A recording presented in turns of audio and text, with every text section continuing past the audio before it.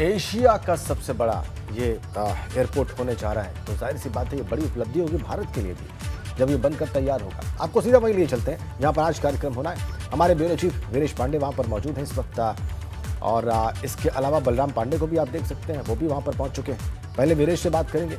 वीरेश, प्रधानमंत्री एक और सौगात देने जा रहे हैं आज और खुद पहुंच रहे हैं उसकी नींव रखने के लिए, जो कि एशिया का सबसे बड़ा एयरपोर्ट बनने जा रहा है। अभी ऐसा क्लेम कर रहे थे civil aviation minister Jyotiraditya Scindia, अभी हम उनको लाइव देख रहे थे। तो वीरेश, ये एक बार फिर से उत्तर प्रदेश का जो डेवलपमेंट का जो नया चैप्टर रोज जुड़ रहा है, उसमें एक नया चैप्टर और है आज। क्या और विशेष देख रहे हैं आप, कैसी तैयारियां देख रहे हैं आप खास? देखिए राजेंद्र, ये यूपी के विकास का जेवर है, ऐसा माना जा रहा है। स्थान जेवर है, लेकिन ये विकास का जेवर है, गहना है। और गहना इस लिहाज से कि ये 5वां अंतर्राष्ट्रीय एयरपोर्ट है और विश्व का चौथा और एशिया का सबसे बड़ा एयरपोर्ट होने जा रहा है। तो ऐसे में प्रधानमंत्री जो सौगात दे रहे हैं और एक पर एक सौगात दे रहे हैं। कुशीनगर में भी इंटरनेशनल एयरपोर्ट की सौगात उन्होंने दी, वहां भी मैं मौजूद था।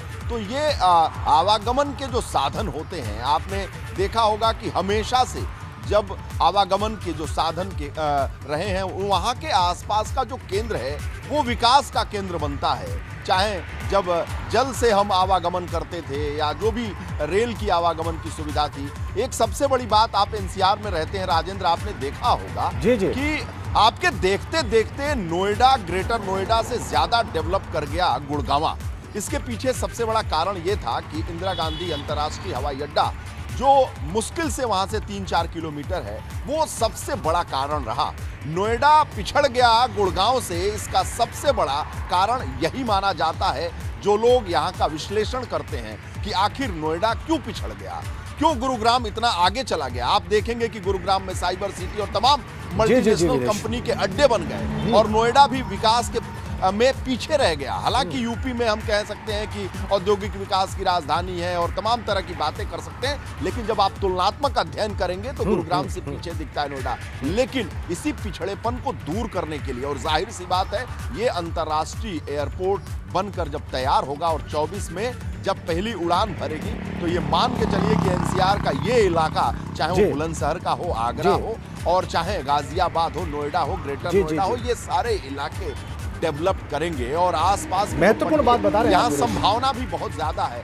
इस तरह का जो आपने दो बातें अंडरलाइन की है वीरेश, आपने दो बातें अंडरलाइन की हैं।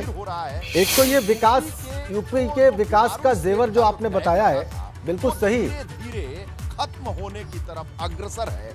उत्तर प्रदेश उत्तम सर्वोत्तम प्रदेश बनने जा रहा है, और उत्तम सर्वोत्तम तब बनेगा जब विकास की गाथा लिखी जाएगी। और इन्हीं सब बातों को ध्यान में रखते हुए आप देखेंगे कि ये चुनाव का वर्ष है। चुनाव में ये तमाम शिलान्यास, भूमि पूजन आपको देखने को मिल रहा है, लेकिन बहुत सारी चीजें जमीन पर और सतह पर भी दिखाई दे रही हैं। तो विकास के मॉडल पर भी भारतीय जनता पार्टी 2022 में चुनाव लड़ने जा रही है। और उसी के मद्देनजर आप देखते होंगे कि प्रधानमंत्री कभी बुंदेलखंड में है, सौगात दे रहे हैं, तो कभी कुशीनगर में, पूर्वांचल में सौगात दे रहे हैं, कभी आप पश्चिमी उत्तर प्रदेश में सौगात देखते हैं, कभी अलीगढ़ में वो मौजूद रहते हैं। तो जो प्रधानमंत्री का ये सौगात है विकास का, जो उन्होंने एक तरीके से हम कहें कि पूरा मुंह खोल दिया है उत्तर प्रदेश, विकास का पिटारा खोल दिया है वीरेश, बिल्कुल आप सही कह रहे हैं, विकास का पिटारा खोल दिया है। और ये जो है ये तो जेवर होगा, ये आपने बिल्कुल सही संज्ञा दी है।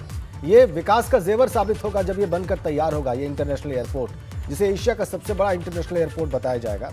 और निश्चित रूप से एक जो दूसरा बिंदु था कि गुरुग्राम से नोएडा कुछ मायनों में पीछे क्यों रह गया, उसके पीछे आपने इंदिरा गांधी इंटरनेशनल एयरपोर्ट की बात कही। तो जब ये एयरपोर्ट बन जाएगा तब तो फिर इस हिसाब से बहुत लाभ होना चाहिए इस पूरे क्षेत्र को।